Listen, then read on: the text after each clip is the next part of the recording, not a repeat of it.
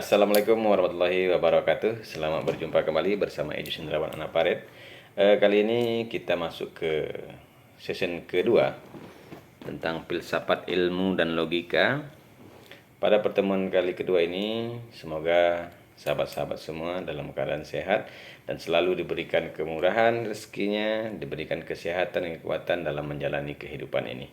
Sahabat-sahabat semua, pada pertemuan kedua ini kita ingin membahas tentang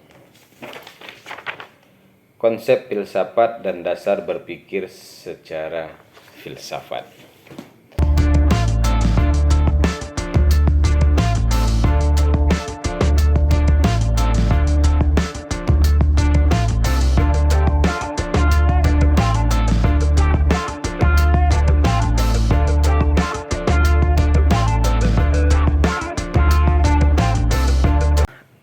Filsafat dapat ditinjau dari dua segi. Nah, pengertian filsafat bisa kita tinjau dari segi etimologi dan terminologi. Nah, filsafat dari segi etimologi berasal dari bahasa Yunani, yaitu filosofia, dan kata filosofia terdiri atas kata philen yang berarti cinta dan Sophia berarti kebijaksanaan ataupun wisdom. Nah, sehingga secara etimologi istilah filsafat berarti cinta kebijaksanaan atau love of wisdom. Nah, istilah filsafat atau filosofia itu sendiri menunjukkan bahwa manusia tidak pernah secara sempurna memiliki pengertian menyeluruh tentang segala sesuatu yang dimaksudkan kebijaksanaan, namun terus-menerus mencarinya. Nah, berkaitan dengan apa yang dilakukannya, filsafat adalah pengetahuan yang dimiliki rasio manusia yang membuat dasar-dasar terakhir dari segala sesuatu. Filsafat menggumuli seluruh realitas. Jadi filsafat adalah upaya spekulatif untuk menyajikan suatu pandangan sistematik serta lengkap tentang seluruh realitas. Nah, itu jika dilihat dari segi etimologi. Nah, sedangkan dari segi terminologi, pengertian filsafat menurut ahli yang pertama itu adalah Plato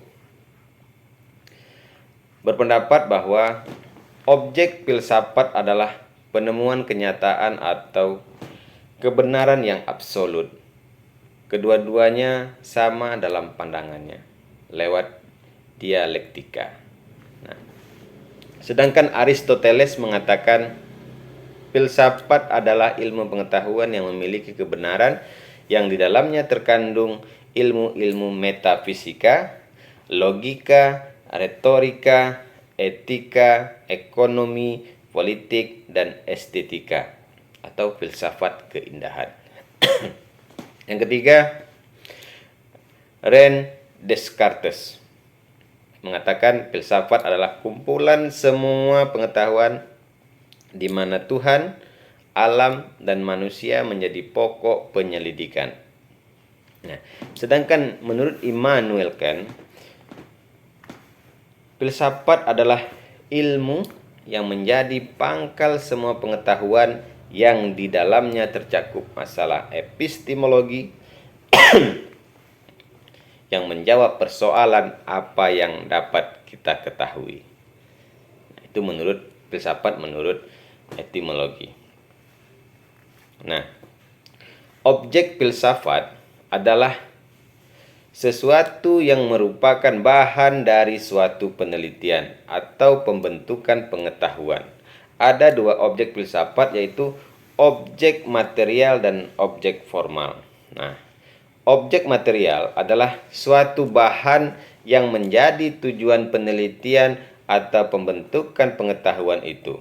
Sementara objek formal yaitu sudut pandang yang ditujukan pada bahan dari penelitian atau pembentukan pengetahuan itu. Nah, jadi yang membedakan filsafat dengan ilmu-ilmu lain terletak dalam objek material dan objek formalnya.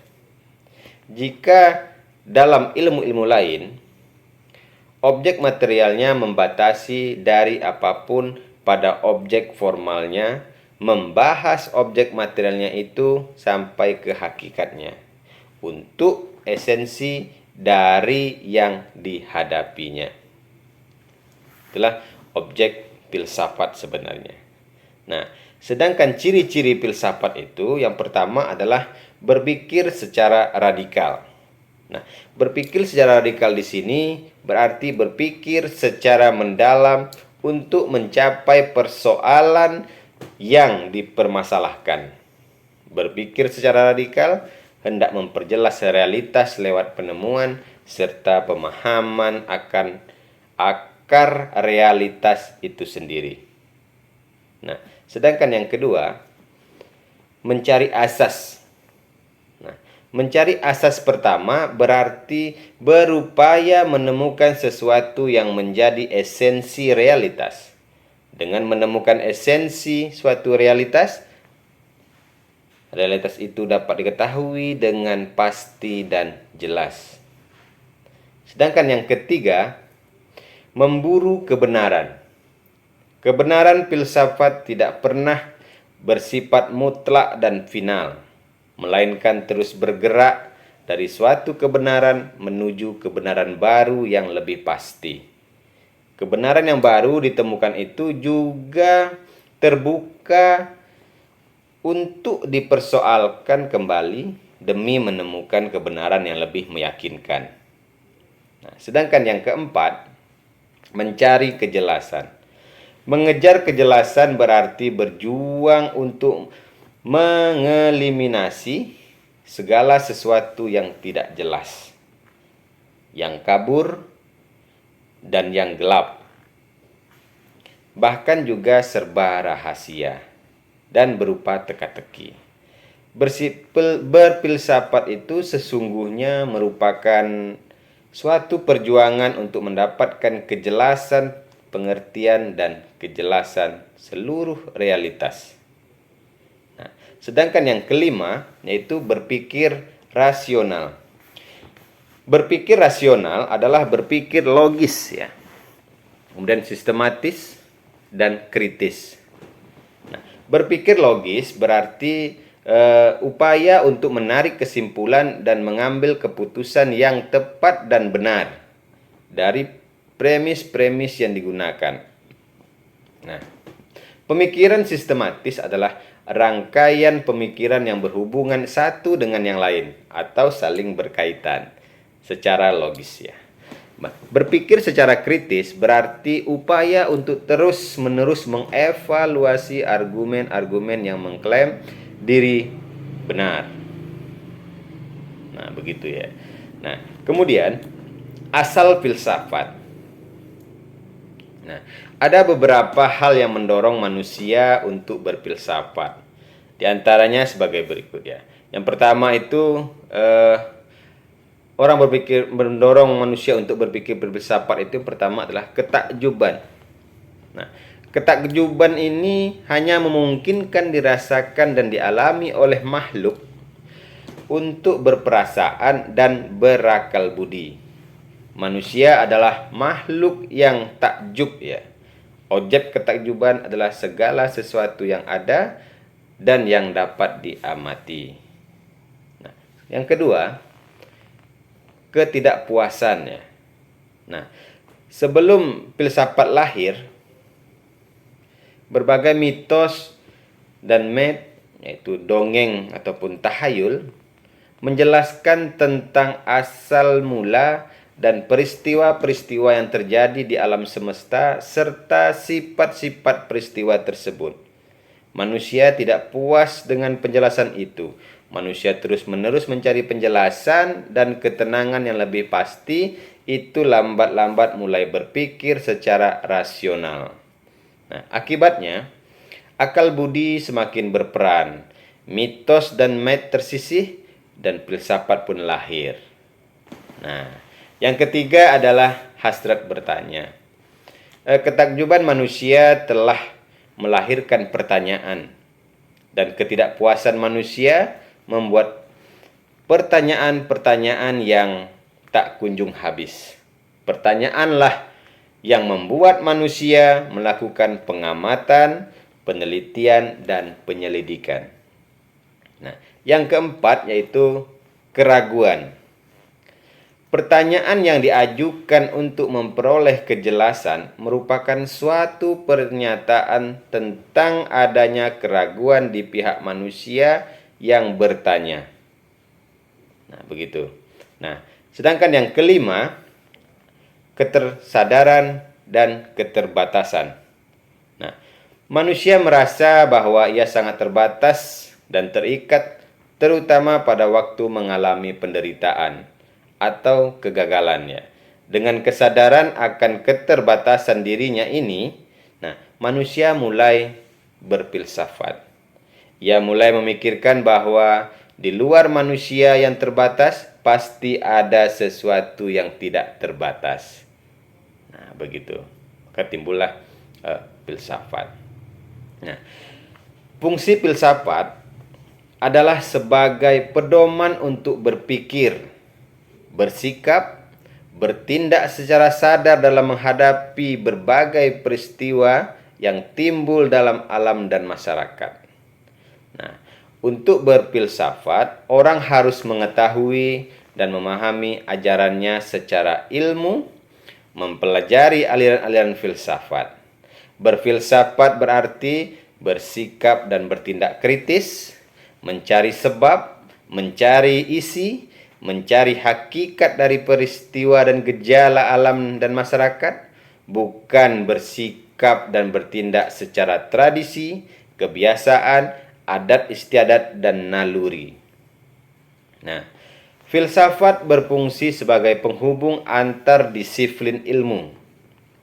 Selain itu, filsafat juga sanggup memeriksa, mengevaluasi, mengoreksi, dan lebih menyempurnakan prinsip-prinsip dan asas-asas yang melandasi berbagai ilmu pengetahuan. Nah, dalam kehidupan praktis, filsafat menggiring manusia ke pengertian yang terang dan pemahaman yang jelas, kemudian menuntun manusia ke tindakan dan perbuatan yang konkret berdasarkan pengertian yang terang dan pemahaman yang jelas. Nah, menurut Frank Magnificeno, filsafat juga berfungsi untuk membantu mengambil sikap sekaligus terbuka dan kritis menghadapi tantangan modernisasi dengan perubahan pandangan hidup, nilai, dan norma. Nah, begitu ya. Jadi, fungsi filsafat seperti itu. Nah, kemudian peranan filsafat. Filsafat itu mempunyai peran sebagai pendobrak, pembebas, pembimbing. Nah, kita coba untuk melihat filsafat itu berfungsi sebagai pendobrak. Pendobrak di sini maksudnya mendobrak tembok-tembok tradisi, yaitu dongeng dan tahayul yang begitu sakral dan selama ini tidak boleh diganggu-gugat. Kemudian pembebas, membebaskan manusia dari penjara yang hendak mempersempit ruang gerak akal budi manusia. Nah, kemudian filsafat juga berfungsi sebagai pembimbing.